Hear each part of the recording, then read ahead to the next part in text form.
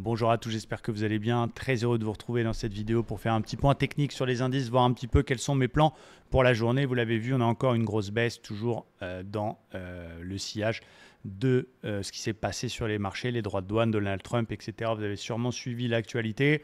Attention, évidemment, c'est très très baissier. J'ai quand même hâte de voir ce que va nous donner la bougie daily.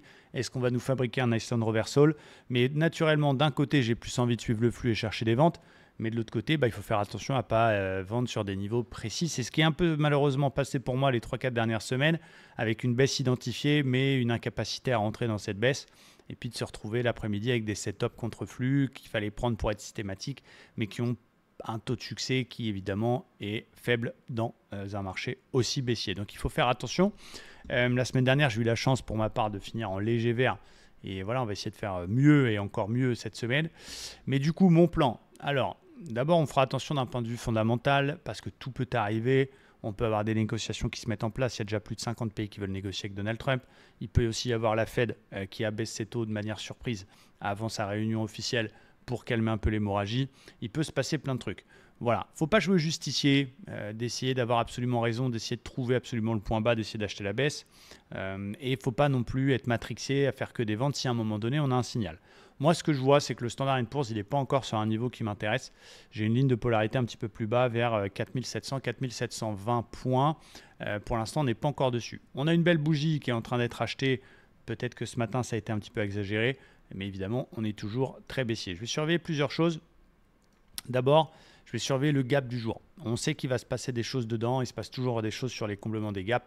On verra en cas de petit rebond technique s'il peut y avoir un petit signal de vente un peu plus haut vers 5080. Je vais surveiller aussi 61.8. 61.8, c'est quoi? C'est le gros 61.8 de toute la hausse. Regardez si je tire toute la hausse. On voit que 78.6 ce matin est quasiment le point bas. On verra si on aura un beau pullback sur 61.8 beaucoup plus haut que le cours actuel. Ça veut dire qu'il faut qu'il nous fasse encore un rebond de 5%. Bien sûr, c'est peu probable que ce soit aujourd'hui. En tout cas, s'il y a un rebond de 5% aujourd'hui, je ne vais pas me mettre à le shorter. Mais on surveillera pour le reste de la semaine. On a aussi des grosses actus. On a l'inflation américaine, on a les minutes de la Fed, on a aussi les résultats qui ont commencé avec les bancaires vendredi. Il y a beaucoup de choses et bien sûr les déclarations de Donald Trump. Si jamais ça continue de baisser, à un moment donné, il va falloir essayer de rentrer là-dedans. Eh bien, il y a des divergences 1 heure qui sont en cours. On surveillera quand même la cassure des plus bas. Si on passe sous les plus bas du jour, on pourrait aller chercher ma fameuse ligne hebdo vers 4720. Attention au passage, si vous êtes sur Top Step, vous savez que Top Step a une règle. On ne peut pas trader à proximité du fameux coupe-circuit. Les bourses mondiales, notamment les bourses américaines, ont un système de coupe-circuit, arrêtent leur cotation à moins 7%, eh bien 2% autour de ce prix, c'est-à-dire à partir de moins 5, on ne peut pas trader sur Top Step. Ça, c'est quand même important. Donc, c'est pour ça que moi, sur mes graphes, j'ai mis une petite ligne au niveau que je vous ai communiqué dans mon canal Telegram. Vous avez le lien dans la description de la vidéo. C'est toujours bien de rentrer pour voir tout ça. Mais du coup, on sera un peu bloqué sur Top Step. C'est comme ça. On n'a pas la possibilité de le faire autrement. Donc, il faut l'assumer. Mais d'un point de vue technique, des ventes sur rebond, évidemment. On verra quand même ce qui se passe du côté des divergences si ça provoque un petit rebond technique. Voilà, prudence. Le Nasdaq, c'est quasiment le même graphe. On a vraiment les mêmes graphes sur les trois indices américains. On retrouve la ligne de polarité qui est beaucoup plus basse, qui est plutôt vers 16 150 points. On a ce gap et ce potentiel Iceland Reversal, mais c'est encore trop tôt pour parler d'un vrai signal de retournement pour l'instant. Et on retrouve la div 1 heure qui est là, qui est validée, mais qui pour l'instant ne provoque pas le rebond de la folie.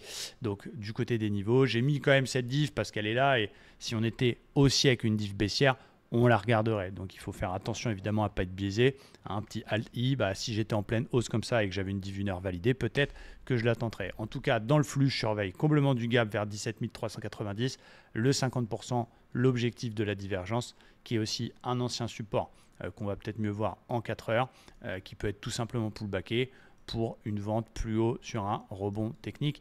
Je n'ai pas mis les plus bas cassés parce qu'on sera peut-être un peu trop proche de ma ligne de polarité hebdo.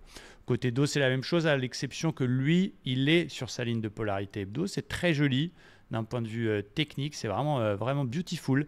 Si je peux me permettre, il n'y a pas encore le biscuit, le signal qui donne envie de faire un all-in à l'achat. C'est très baissier sur toutes les unités de temps. Il y a cette petite divergence également en 1 heure, mais pour l'instant, elle donne quasiment rien. J'ai vraiment pas de gros rebonds techniques. Donc divergence validée, on verra pour surfer dessus, mais encore une fois, sans avoir peur, c'est pas ma priorité. Rebond technique, comblement du gap, 38 300, pourquoi pas une vente sur signal, une bulle baissière, un truc comme ça. Et plus haut, c'est vraiment plus haut. Il faut qu'il rebondisse de 7 ou 8%, je ne sais plus. Il faut qu'il rebondisse de 7,70. On verra le reste de la semaine, ce qui se passera autour des 40 000. Par contre, si on casse le plus bas, il ne faudra pas hésiter. Mais là encore, on sera au niveau du coupe-circuit, en tout cas des moins 5.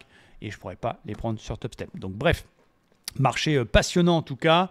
J'ai la chance de ne pas être trop exposé. J'ai que 2 actions en portefeuille avec des stops qui sont très loin. Et donc voilà, pour l'instant, c'est OK.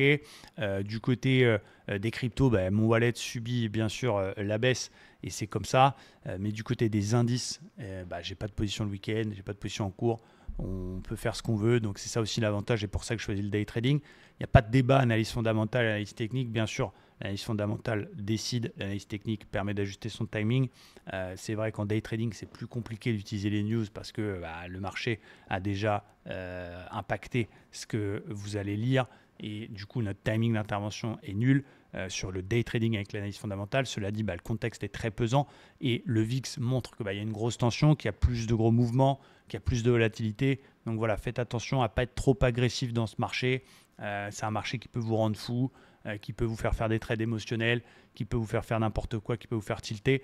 Voilà, il n'y a pas d'obligation, vous n'êtes pas obligé d'être dans le marché, il faut protéger son capital et on n'oublie pas qu'un seul beau trade suffit. Donc on va être très prudent sans chercher à profiter absolument aujourd'hui. Je sais que le lundi, on a passé le week-end, les graphiques nous ont manqué, on a envie de cliquer.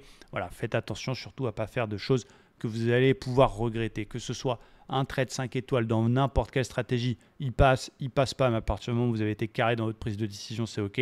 Mais quand on prend un stop loss sur un truc qui est un peu joueur, hasardeux ou pas vraiment de signal, ça peut faire mal au moral. Donc faites vraiment très attention. J'ai hâte de vous retrouver cet après-midi du côté de Wall Street. On sera ensemble évidemment avec les membres du programme pour voir s'il y a des choses à faire. On va la faire le plus prudemment possible. Merci à tous, très bonne séance et à très vite. Vous allez voir plein de surprises sur la chaîne. Ciao.